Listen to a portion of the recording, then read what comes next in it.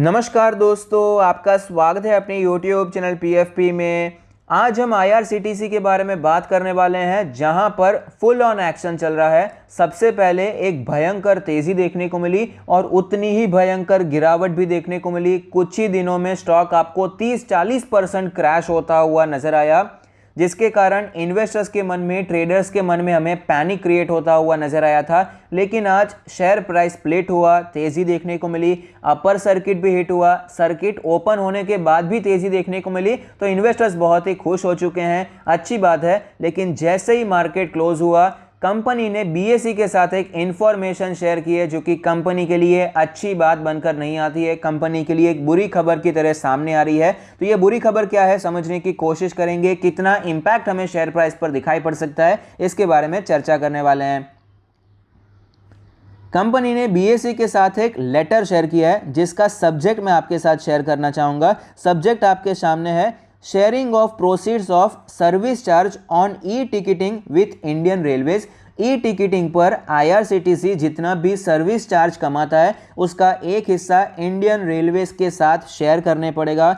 IRCTC जितना भी convenience फी से रेवेन्यू कमाता है, 50-50 करना पड़ेगा इंडियन रेलवेज के साथ, विथ इफेक्ट फ्रॉम 1 नवंबर 2021। इसका इफेक्ट आपको तुरंत ही देखने को मिलने वाला है। और कन्वीनियंस फी बहुत ही बड़ा सिग्निफिकेंट पोर्शन है रेवेन्यू कंट्रीब्यूशन में, तो क्लियरली कंपनी के लिए अच्छी बात नहीं है। IRCTC क्या, किसी और कंपनी के लिए भी अच्छी बात नहीं होती है कि रेवेन्यू में एक डिक्रीज देखने को मिले। तो इसका क्या इंपैक्ट देखने को मिल सकता है, कितना कंट्रीब्यूशन है, कितना कंट्रीब्यूशन अब कम हो जाएगा, ये सारी चीजें भी हम डिस्कस कर लेते हैं। IRCTC का लास्ट ट्रेडेड प्राइस है 913 रुपीज, जो कि 77% नीचे है, क्योंकि आज स्प्लिट हुआ है तो अभी तक यहां पर एडजस्ट नहीं हुआ। 66,000 करोड़ की मार्केट कैप है। इसका जो हाई था तब ये 1 लाख करोड़ के लेवल पर पहुंच चुकी थी।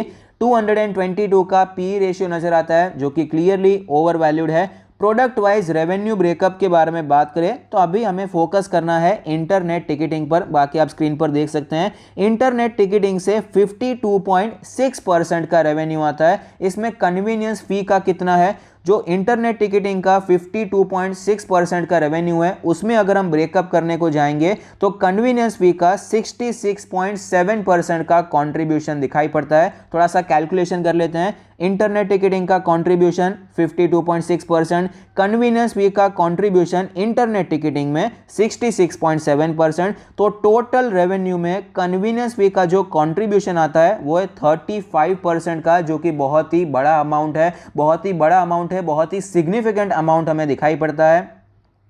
कंपनी को यही 35% का रेवेन्यू 50-50 करना है, ये कन्वीनियंस भी 50-50 करना है इंडियन रेलवेज के साथ फ्रॉम 1 नवंबर 2021। तो जैसे ही 1 नवंबर आएगा, उसके बाद जितना भी कन्वीनियंस फी से ये पैसा कमाने वाले हैं, 50-50 होने वाला है, तो इनका 17.5% का रेवेन्यू डिक्रीज हो जाएगा। तो क्लियरली रेवेन्यू डिक्रीज होगा तो नेट प्रॉफिट डिक्रीज होगा, जिसके कारण अर्निंग पर शेयर में गिरावट देखने को मिलेगी। तो शेयर प्राइस और भी ज्यादा ओवर वैल्यूड हो जाएगा। ऑलरेडी ओवर वैल्यू चल रहा है, अब ये रेवेन्यू डिक्रीज होगा, नेट प्रॉफिट डिक्रीज होगा, तो और भी ज्यादा ओवर वैल्यूएशन बढ़ जाएगा, जो कि सस्टेन करना बहुत ही ज्यादा मुश्किल हो जाता है। स्टॉक प्राइस में हमें क्लियरली पता चलता है कि बहुत ही ज़्यादा बड़ा जंप बहुत ही कम समय में देखने को मिला है। 800 रुपये के लेवल से अक्टूबर में शुरुआत हुई थी, 1200 तक जाता हुआ नजर आया, गिरावट देखने को मिली, वापस हमें 800 का लेवल दिखाई पड़ता है। आज जो तेज़ी आई है उसके कारण ये 900 के ऊपर जंप होता हुआ नजर आया। टेक्निकली अगर बात करें तो क्लियरली टेक्निकली तो ये स्ट्रांग ही है, सब कुछ यहाँ पर स्ट्रांग है, सारे मूविंग एवरेज के ऊपर है। RSI भी ओवरऑल स्ट्रांग ही चल रही है, वीकली चार्ट भी स्ट्रांग है और मंथली चार्ट भी आपको स्ट्रांग नजर आता है। हालांकि अक्टूबर के महीने की जो कैंडल है ये बहुत ही ज्यादा वीक नजर आती है, क्योंकि ऊपर के लेवल से एक प्राइस रिजेक्शन हमें दिखाई पड़ता है। तो फिलहाल यहां पर इन्वेस्टर्स को करना क्या चाहिए, तो क्लियरली ये बात तो साफ है कि IRCTC का प्राइस हमें ओवर वैल्यूड नजर आता है। इसका एक एनालिसिस का वीडियो हमने ऑलरेडी बना दिया है, जहां पर हमने समझाने की कोशिश की है कि शेयर होल्डिंग पैटर्न में भी आपको कैसे चेंजेस देखने को मिले। शेयर प्राइस ऊपर गया तब FIIs ने क्या किया, DIIs ने क्या किया, म्यूचुअल फंड्स ने क्या किया है और रिटेल इन्वेस्टर्स ने क्या किया है। तो ये जो भी आपको तेजी देखने को मिल रही है, इस तेजी में म्यूचुअल फंड्स ने अपना स्टेक कम किया है सिग्निफिकेंटली, FIIs ने भी सिग्निफिकेंटली तो नहीं किया लेकिन उन्होंने बढ़ाया बिल्कुल नहीं है और उन्होंने भी अपना स्टेक कम ही किया है। और यहाँ पर सिर्फ रिटेल इन्वेस्टर का शेयर होल्डिंग पैटर्न हमें बढ़ता हुआ नजर आता है। तो ये किसी भी कंपनी के लिए कोई पॉजिटिव साइन दिखाई नहीं पड़ती है।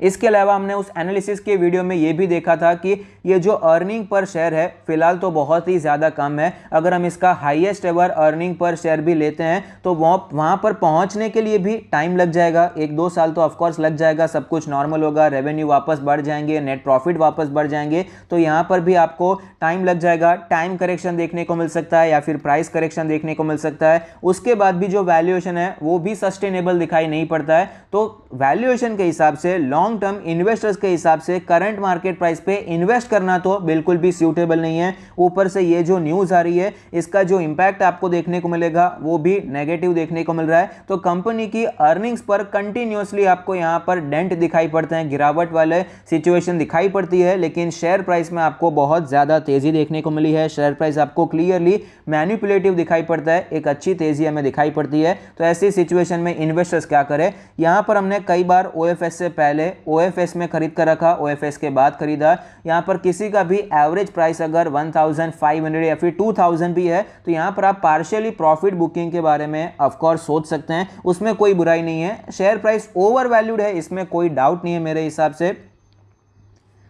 तो पार्शियली प्रॉफिट बुकिंग करने में कोई खराबी नहीं है, कंपनी में भी कोई खराबी नहीं है, ये भी मैं आपको क्लियर कर देना चाहता हूं। यहां पर बेचना है उसका मतलब ये जरूरी नहीं है कि कंपनी खराब है, लेकिन हर एक चीज का एक भाव होता है, उससे ज्यादा इन्वेस्टमेंट करना ये सेंस नहीं बनता। इसलिए यहां पर पार्शियली प्रॉफिट बुकिंग करना मेरे हिसाब से बनता है। थोड़ा थोड़ा प्रॉफिट बुकिंग करने के बारे में सोच सकते हैं। तो फ्रेश इन्वेस्टर्स के बारे में क्या करना चाहिए? तो अगर आप यहाँ पर स्टॉप लॉस के बिना काम करना चाहते हैं तो मेरे हिसाब से यहाँ पर वह भी बात बची नहीं है। यहाँ पर एटलीस्ट आपको वेट करना चाहिए, या तो टाइम करेक्शन होने दीजिए या फिर प्राइस करेक्शन होने दीजिए। तब तक आपको जो भी करना है स्टॉप लॉस के साथ ही करना बहुत ही ज़्यादा ज़रूरी होता है।